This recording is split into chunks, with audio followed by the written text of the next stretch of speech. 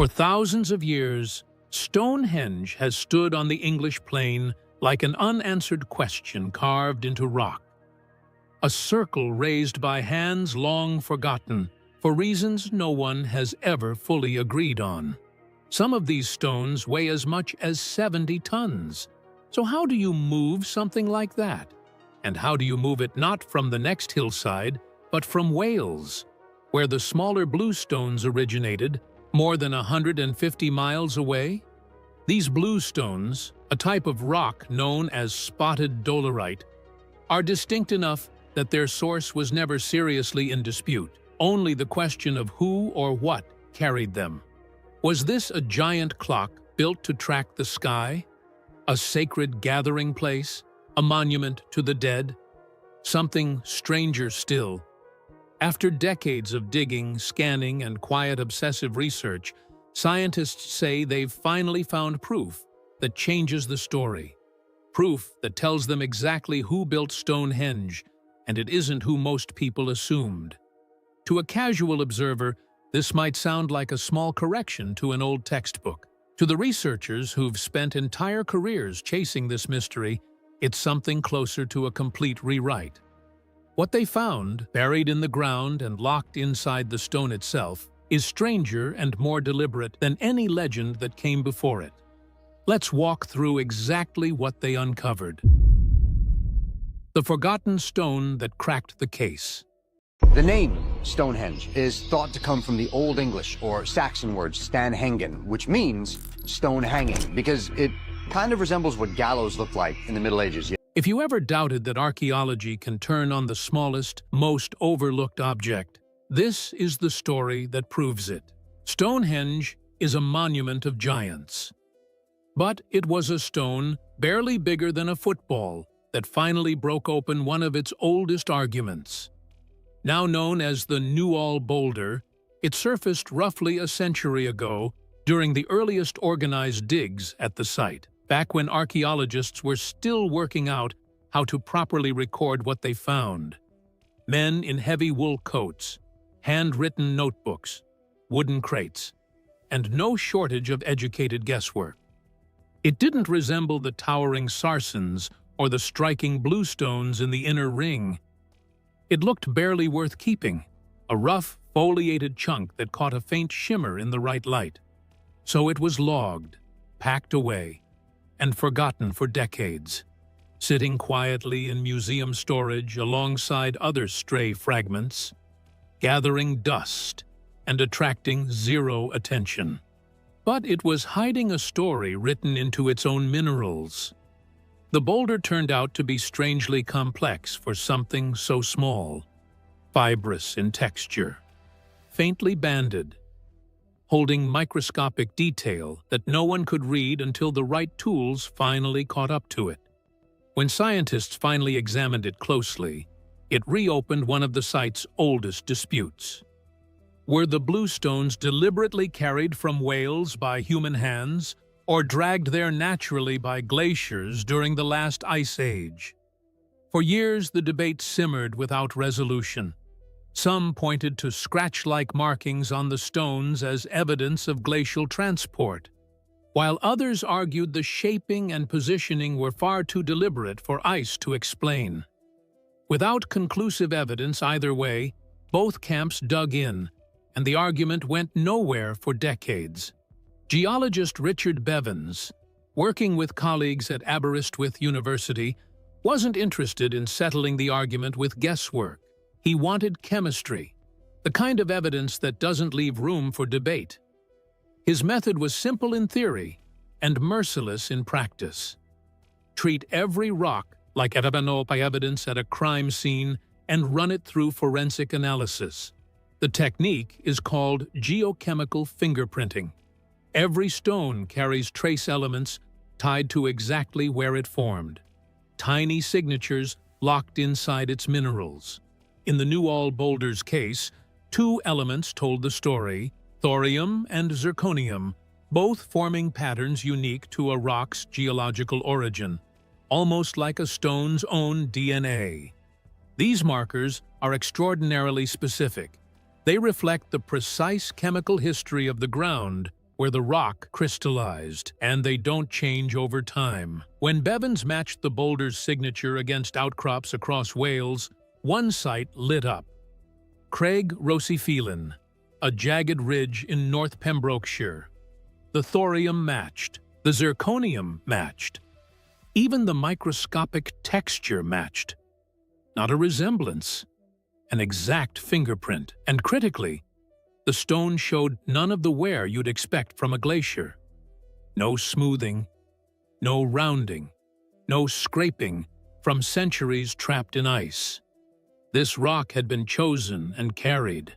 Craig Rosyphelan looks, at a glance, like just another scenic Welsh hillside, sharp outcrops, dense woodland, cold streams cutting through ancient rock. To archaeologists, it turned out to be a gold mine. Digs there uncovered unmistakable signs of Neolithic quarrying.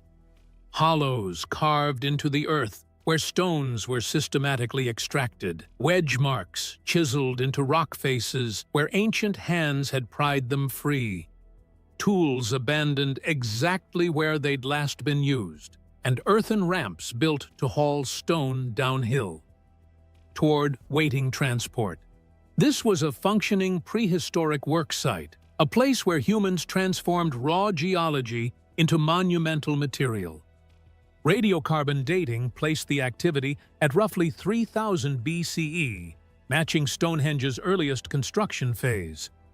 Other bluestone fragments, including a buried piece called Stone 32D, turned out to be the same rock, pointing straight back to the same quarry. And the location itself carried weight beyond geology. Craig Rosyphelan sits within a landscape dense with ritual sites and ancient trackways, evidence of communities who likely saw stone not just as raw material, but as something tied to identity and belonging. The evidence didn't just support human transport, it dismantled the glacial theory. If ice had carried these stones, we'd expect them scattered randomly across Salisbury Plain, worn smooth, distributed with no particular logic. Instead, they appear almost exclusively at Stonehenge, gathered with clear intention. Believing a glacier happened to drop these stones precisely where Neolithic builders later needed them is a bit like assuming your furniture rearranges itself while you sleep. Convenient, maybe, but not remotely believable. Even the giant sarsens required deliberate transport. Compared to those, moving 3-ton bluestones from Wales, while still a serious undertaking, was hardly the hardest part of the project. The Newall boulder reveals coordinated communities, networks spanning hundreds of miles, and engineering ambition well ahead of its time. If a modest boulder could reveal this much intention, what did that mean for Stonehenge's true giants? The giants of the plain. Stand beneath Stonehenge's largest stones, and they stop feeling like boulders. They feel like architecture. And yet, these giants moved too. The great uprights and lintels are sarsens, blocks of hardened sandstone compressed over millions of years. Tough enough to strike sparks off steel. Many weigh over 20 tons. The tallest rise more than 7 meters. These aren't just large rocks. They're geological titans. The kind of material that normally stays exactly where nature puts it. And yet, Neolithic engineers looked at these behemoths and decided to build with them anyway. Choosing to work with material this heavy and hard was a statement about permanence and power. The mystery of their origin cracked open thanks to a fragment that shouldn't still exist. During 1958 restoration work, an engineer named Robert Phillips quietly kept a core sample drilled from one of the pillars, a broomstick-sized cylinder of polished stone. He held on to it for nearly 60 years before finally returning it after he turned 90, sending it back to researchers who immediately understood what they were holding. That returned fragment let researchers finally run destructive chemical tests, paired with portable X-ray fluorescence spectrometry. a technique that bombards a surface with X-rays to read its precise elemental composition, to build a full geochemical fingerprint. Teams then trekked across southern Britain, sampling sarsen outcrops from Wiltshire to Dorset, Devon to Oxfordshire. Dozens of sites, each measured, scanned, and catalogued. One location matched, West Woods, a quiet ridge near modern Marlborough. Today, it's a peaceful stretch of woodland popular with cyclists and dog walkers, full of bluebells and birdsong. 5,000 years ago, it was an open, stone-strewn landscape, waiting for a civilization determined enough to move what it contained. 50 of Stonehenge's 52 sarsens trace directly back to this single site, about as close to a smoking gun as archaeology ever gets. And the builders didn't take the nearest stones available. They chose the biggest, straightest, most uniform ones, traveling further to secure superior material. This wasn't convenience, it was vision. One stone refuses to fit the pattern, the altar stone. Its chemistry points possibly as far as Scotland, nearly 470 miles away. Try to picture hauling a slab that size across rivers, mountains, and open moorland without wheels, without metal tools, without anything we'd recognize as modern engineering. We can't know the exact method used, but ancient communities worldwide moved massive stones with rope, timber sledges, log rollers, greased trackways, and river transport, all technologies that existed in Neolithic Britain and have been documented in indigenous communities across the world. The journey was almost certainly long, slow, and brutally difficult. But it was possible. People have always found ways to move what matters. It's tempting to focus purely on the mechanics, the ropes, the levers, the sledges hauled by chanting teams of workers in rawhide sandals, inching massive stone across miles of British landscape. But that framing misses something deeper. Moving these stones wasn't just logistics, it was ritual. It wasn't only about getting rock from point A to point B, it was about gathering people, farmers, builders, entire regions into a shared mission. Pulling on the same ropes was, quite literally, pulling communities together. Most Neolithic monuments were built from whatever stone sat nearby. Stonehenge's builders deliberately sought out stone from distant places that held meaning: political, spiritual, ancestral. Hauling giants across Britain wasn't a burden, it was closer to devotion. As one researcher put it, this wasn't just a large undertaking, it was a deliberate, concerted act. The kind people remember for generations, the kind that shapes identity. Every mile traveled with those stones was a thread woven into a story bigger than any single community could tell alone. But weight and distance alone can't explain Stonehenge's precision. These stones weren't just dragged into place and abandoned, they were calibrated. What if they weren't only transported, but engineered? The stone calendar. For centuries, people have asked the same bewildered question: what was this actually for? Recent research suggests something ambitious, that Stonehenge may be the earliest known stone-built calendar. This comes from respected archaeologist Timothy Darville, whose research in the journal Antiquity reframes the monument as a solar tracking device. His argument: the builders were translating the sky into stone, encoding a 365.25-day solar year, not just in shape, but in number. And the key, he argues, isn't simply in the orientation of the monument. It's in the specific count of the stones themselves. Darville points to the 30 great sarsens forming the outer circle, not a round number chosen for aesthetic reasons, but a deliberate representation of a Neolithic month, 30 days long. Each month splits into 3 10-day weeks, marked by 2 irregular stones, S11 and S21, functioning almost like punctuation marks dividing the flow of time. Run through 12 cycles, and you reach 360 days. Close, but not quite a full year. The remaining 5 days appear at the monument's center, inside the horseshoe of trilithons.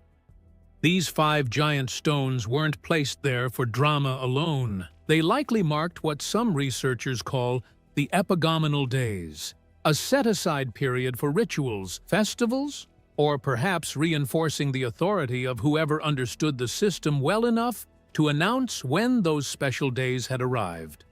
Every 4 years, an extra day has to be added to keep a solar calendar aligned with the actual orbit of the Earth. Stonehenge seems to account for this too, through the 4 station stones arranged in a near-perfect rectangle, their alignments allowing the builders to track when that extra day should be inserted. A leap year encoded in stone, millennia before the concept had a name. Even without Darville's numbers, the sun obsession is hard to miss. Stand at the center on midsummer's morning, and the sun rises directly over the heel stone. Stand there in deep winter, and the setting sun slips between the uprights of the tallest trilithon like a glowing bead threading through a stone needle. This is not accident. It's engineering that required real planning and celestial understanding, achieved by a culture without writing or metal tools. The trilithons, the outer circle, and the station stone rectangle all work together like components of a single celestial instrument. Controlling the calendar meant controlling society. Imagine being a Neolithic farmer. The seasons aren't abstract. You live or starve depending on your timing. When to plant the barley, when to move the herds, when to gather for feasts, or honor the dead, or celebrate the sun's midwinter return.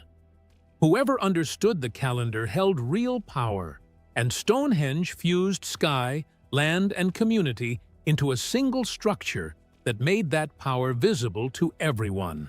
Not everyone agrees.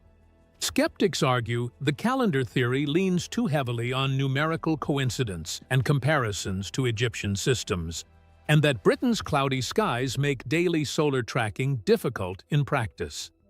Alignments don't always mean intentional design, and pointing at stone counts as proof of deliberate encoding requires a level of certainty the evidence doesn't quite support.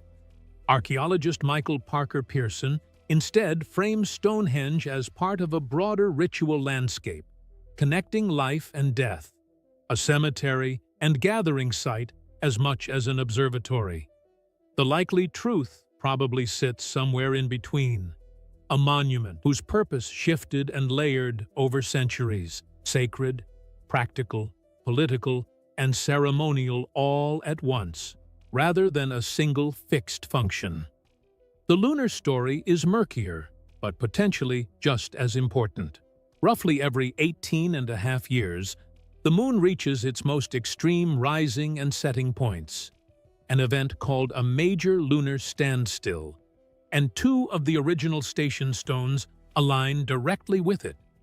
Early burials at the site cluster in the southeast, the exact direction of that rare moonrise. For a culture without artificial light, the moon wasn't decorative. It governed the night, marked shorter cycles than the sun, and likely carried its own symbolic ties to death and ancestry. Excavations at nearby Durrington Walls, where the builders almost certainly lived while constructing the monument, reveal massive midwinter feasts, with pigs slaughtered en masse and people traveling from across Britain during the darkest days of the year, when the sun itself seemed to hesitate in the sky and life hung in the balance. Stonehenge wasn't alone in this obsession. Newgrange in Ireland, Maeshowe in Orkney, and Bryn Celli Dhu in Wales all align with the winter sun in similar ways. Evidence of a shared belief system, a common reverence for the sun's midwinter return, spreading across prehistoric Britain and Ireland. The builders of Stonehenge were not isolated visionaries working alone. They were part of a wider world of people who had decided that the sky mattered enough to build for it in stone. But Stonehenge's relationship with the sky is only part of the story. It doesn't just shape light, it shapes sound. Visitors expect silence at Stonehenge, but recent research suggests the monument may have been engineered to shape sound as deliberately as it shapes light. The investigation began with acoustic engineers from the University of Salford, specialists who spend their careers not staring at the stars, but listening for echoes, vibrations, and hidden patterns in the air. Their central question was one nobody had thought to ask properly before. What did this place actually sound like when it was whole? Sound mattered enormously to prehistoric ritual, chanting, drumming, ceremonial speech. These weren't entertainment, they were tools of ceremony and identity. In a world without amplification or architecture built explicitly for acoustics, shaping sound through stone would have made ceremony unforgettable. It would have turned a gathering of people into something that felt genuinely different from ordinary life. To test the theory, the team built what they called mini-henge, a 1/12 scale replica, and arguably the most charming, serious scientific instrument ever constructed. Using ultra-high-resolution laser scans from historic England, the team digitally mapped every surviving contour of the site, angles, curves, cracks, missing stones, and reconstructed the monument as it likely stood around 2500 BCE, all 157 original stones included. Each miniature block was 3D printed and calibrated to replicate real Sarsen acoustics, with a precision extreme enough that the replica captured not just the shape of the stones, but their actual sound behavior. Inside Salford's specialist acoustic chamber, tiny speakers and even tinier microphones tested the model at frequencies scaled up 12 times to compensate for size.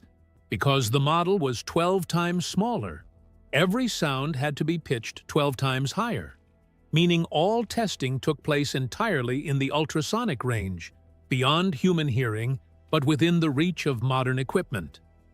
As lead researcher Trevor Cox described it, this was the most accurate attempt anyone had ever made to recover Stonehenge's true acoustic signature.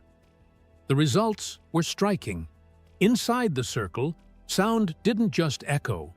It amplified by more than 4 decibels, a noticeable boost even by modern standards. Picture a single voice chanting at the center, reaching everyone inside the ring with striking clarity.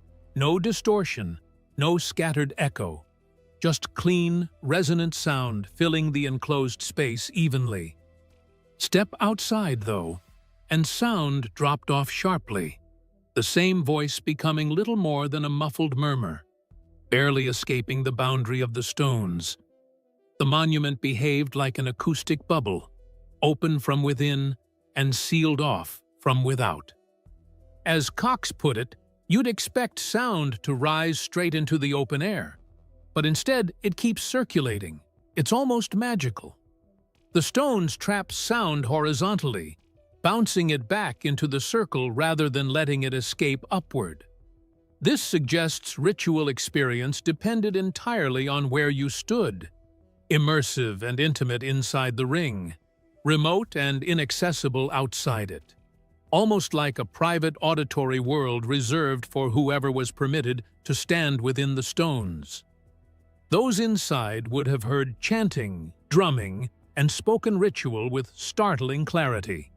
Those kept outside would have witnessed gestures and movement, while the words behind them remained sealed inside the stone boundary. The team also modeled different historical configurations of the site, accounting for stones added, moved, or lost over time, and found the acoustic properties stayed fairly consistent across them, suggesting the sound experience remained stable across generations, even as the physical arrangement of the stones themselves shifted. Stonehenge wasn't silent, even without voices. On windy days, researchers report the stones produce a faint natural hum, a low drone that some describe as resembling a shifting musical resonance. Certain smaller stones, nicknamed ringing stones, resonate like gongs when struck. In 2013, researchers at the Royal College of Art actually played several like an ancient xylophone, producing eerie metallic tones that echoed across the site. It's hard not to imagine prehistoric communities discovering these sonic qualities and deliberately weaving them into their ceremonies, treating the stones themselves as instruments. Taken together, the evidence suggests Stonehenge functioned as a controlled sensory environment, sound, light, and structure working together, creating an invisible but real boundary between those permitted inside the ring and everyone else watching from outside. Inside, the experience would have been enveloping, voices amplified, music swirling, chants rising and falling in rhythms the stones themselves enhanced. Outside, the same ritual would have appeared distant and mysterious, perhaps even divine. Stonehenge wasn't just a timeline etched in rock. It was a stage for restricted ceremony, an ancient inner sanctum where architecture and sound combined to separate the initiated from the watching world. Long before science offered any of this, earlier generations had their own explanation, and their version involved no laser scans at all, just giants, sorcery, and a wizard said to command stone the way a general commands soldiers. Long before archaeologists measured sarcens with lasers, Stonehenge belonged entirely to legend. And in that legend, one name eclipsed every other: Merlin. The story begins in the 5th century, after a massacre of British nobles by invading Saxons. King Aurelius Ambrosius, uncle to the future King Arthur, wanted a monument worthy of the fallen, something eternal, something infused with a power that ordinary workers arranging ordinary stones could never produce. According to Geoffrey of Monmouth's 12th century chronicle Historia Regum Britanniae, Merlin proposed something extraordinary. In Ireland stood a ring of giant stones called the Giant's Dance, originally carried from Africa by giants themselves and used for magical healing baths. These weren't simply large rocks. They were described as stones of vast magnitude and wonderful quality, possessing mystical medicinal virtue that the giants had used to cure sickness and wounds. Through ritual stone baths, King Aurelius asked how anyone could possibly move stones that size across the sea. Merlin's answer was almost dismissive in its confidence. "Leave that to me." He claimed the stones could be lifted by magic and carried to Salisbury Plain, where they would stand forever in honor of the dead. Uther Pendragon, Arthur's future father, led 15,000 men into Ireland, defeating King Gilomanius in a hard-fought battle. But even after victory, the stones wouldn't budge by ordinary means. 15,000 soldiers failed to shift a single one, until Merlin stepped forward as engineer as much as sorcerer, using his powers to lift the megaliths across the sea and set them carefully in place, forming the circle that still stands today. The tale is part folklore, part patriotic storytelling, part remarkably effective medieval propaganda, celebrating Britain's legendary past, while perhaps preserving a distorted echo of a real Neolithic achievement. We now know the bluestones really did travel hundreds of miles from Wales. The medieval imagination simply transformed an extraordinary feat of logistics into a story of giants and sorcery. Merlin occupies a strange middle ground here, part prophet, part engineer, solving a mechanical problem no ordinary person could manage alone. His magic functioning less like supernatural intervention, and more like an early recognition that some skills simply appear impossible to those without them. Even the political undertones matter. By crediting Merlin and Uther With bringing these stones from distant lands, the legend projects an image of Britain as a nation capable of commanding forces far beyond ordinary human ability. The giant's dance itself carries its own resonance. The idea of stones attributed with healing power echoes real patterns of sacred landscape, of ancient communities venerating specific geological features for reasons that blended the practical and the spiritual. This myth endures because it satisfies something deeply human: the need to explain the unexplainable. Stonehenge is massive, precise, and mysterious. And to medieval eyes, its engineering seemed impossible for ordinary people. Giants and wizards offered an explanation that was memorable and emotionally satisfying, and the story still bridges centuries today, layering ancient ritual, medieval imagination, and modern science onto the same patch of English grassland. Yet even as myth elevated Stonehenge, the centuries that followed nearly destroyed it, not through storms or invasion, but through ordinary human carelessness. Stonehenge's greatest enemy has always been people. By the 17th century, stones were already being removed for buildings and roads. By the 19th century, tourists chipped off pieces as souvenirs, gradually damaging an irreplaceable monument. The 20th century brought new threats. Large festival crowds in the 1970s caused extensive damage, leading to fencing and the end of the gatherings by 1978. Vandalism followed, including purple spray paint in 1984 and deliberate chipping of the heel stone in 2008. In 2020, a proposed road tunnel sparked widespread protest, and in 2024, Just Stop Oil activists covered several stones with orange cornflower powder. It caused no lasting damage, but highlighted the monument's vulnerability. What stands today is only part of the original structure. Once a complete ring of towering sarcens and lintels, many stones have fallen or been removed. Archaeologists use early drawings and excavations to reconstruct its original appearance. Some evidence even suggests Stonehenge was never fully completed, with work ending as society changed during the Bronze Age. Stonehenge was also a sacred burial site.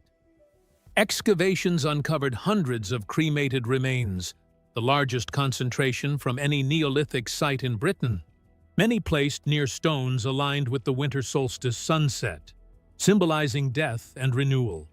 By the early 20th century, several stones were close to collapse. After purchasing the site in 1915, Cecil and Mary Chubb donated Stonehenge to the nation in 1918, a gift widely credited with saving the monument. Restoration soon followed, stabilizing leaning stones and preserving the site for future generations.